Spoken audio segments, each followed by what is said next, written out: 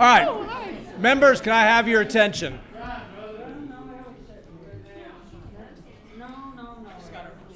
Let me begin by saying this.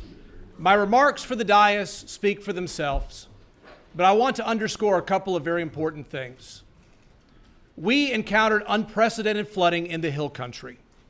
We have members of the committees who have met not only in Austin to meet with the relevant state officials, but also the families, and have been working on legislation that has been filed, that has been referred, that will be heard.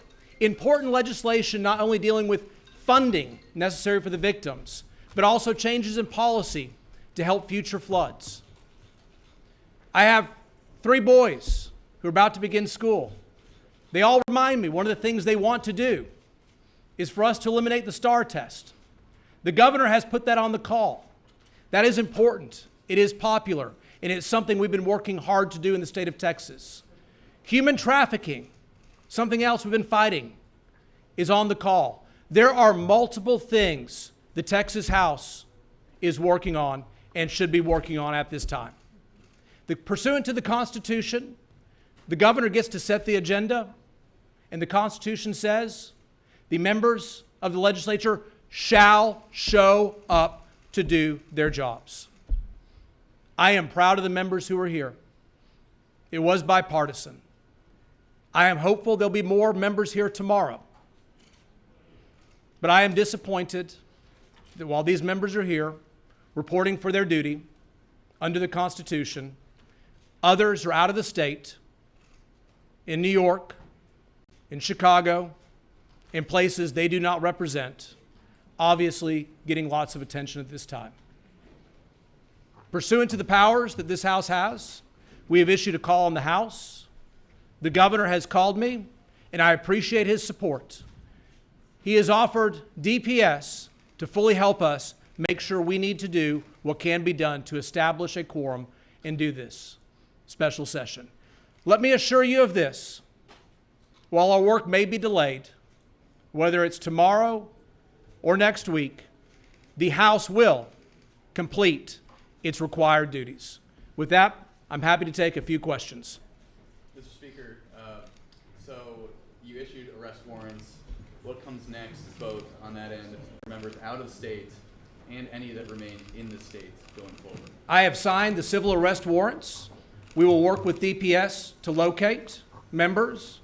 I saw, for instance, there is one member who said that they're doing a fundraiser here in Austin tomorrow. And I've sent that fundraising letter to DPS and said they should be invited to attend as well. We'll see how that goes forward. Are there ongoing conversations with either the Democratic caucus or individual Democrats to convince them to come back? Look, I am very hopeful and optimistic they will come. I know that they believe in a lot of the work that we're doing, and we will continue to have open lines of communication. If you're asking for specifics, even before I was Speaker, I've always thought one of the privileges of being a member is we don't talk about specific conversations. But I certainly welcome all of our colleagues back to help us come back here, take care of the issues on the call, and address them in the way all Texans expect. Do you agree with the governor then, given what you just said, that some of these fleeing members have forfeited the right to have elected office by being absent? So you have asked me a legal question, and as a lawyer, I try not to give legal answers without actually studying and knowing all of the facts in the law. What I can tell you is this. I appreciate the governor offering his full cooperation and assistance in that of the DPS to help us do what we can do to establish quorum and basically fulfill our constitutional obligation of showing up and addressing the issues on the call. For clarification, will the $500 a day fines be imposed?